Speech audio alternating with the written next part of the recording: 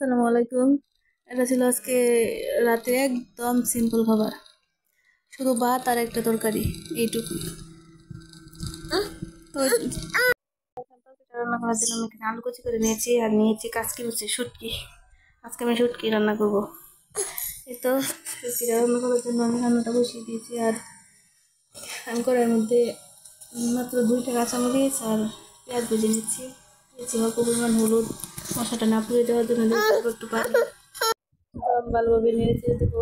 আর দিব পরিমাণ মতো লবণ, সামান্য একটু মরিচ দিয়েছি, আমি কাঁচা মরিচ দিয়েছি, একদম সামান্য একটু নুন মিষ্টি দিয়েছি। শুটকিটা আমি এর সাথে ভালোভাবে কষিয়ে নেব। আমার মেয়েটা দিচ্ছি না, আমি এই ভিডিও এডিট করার জন্য ভীষণ বিরক্ত করতেছে। আর এটা আমি ভালোভাবে কষিয়ে নিচ্ছি। আলুর সাথে আমি শুটকিটা ভালোভাবে মিশিয়ে নেব। একদম উল্টো পাল্টা করে আমি সবগুলো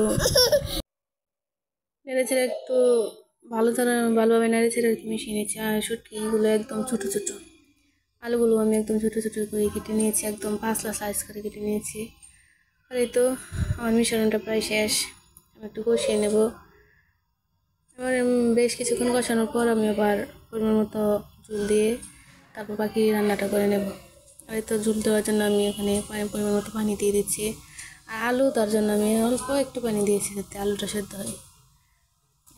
আছে না যে একটু তরকারি অন্য একটা তরকারি দিলে একটু বেশি করে পানি দেবো না, আমি আলু সেদ্ধ তরকারিটা একটু ভালোভাবে কষানো কষিয়ে নিয়েছি যাতে সিদ্ধ হয়ে যায়। আর সাথে আমি একটু রসুন থেতো করে দিয়েছি। শুটকির তরকারির স্পেশাল হচ্ছে রসুনটা যত বেশি দিবেন তরকারিটা খেতে ঠিক ততটাই মজা হবে। এই তো আমার তরকারিটা ফ্রাই হয়ে এসেছে, অনেকটাই হয়ে গেছে। ভিডিওটি এডিট করতে করতে আজান দিয়ে দিচ্ছে আসার, আমি এখন এডিট করবো আর এখনই ভিডিওটা আপলোড দেবো। এই তো আমি ঢাকনা দিয়ে ডেকে আবার কিছুক্ষণ রান্না করে নিলাম। আর এখন আরেকটু সামান্য পরিমাণ ঝোল আছে, আমি কিন্তু এটা একদম শুকিয়ে নেব।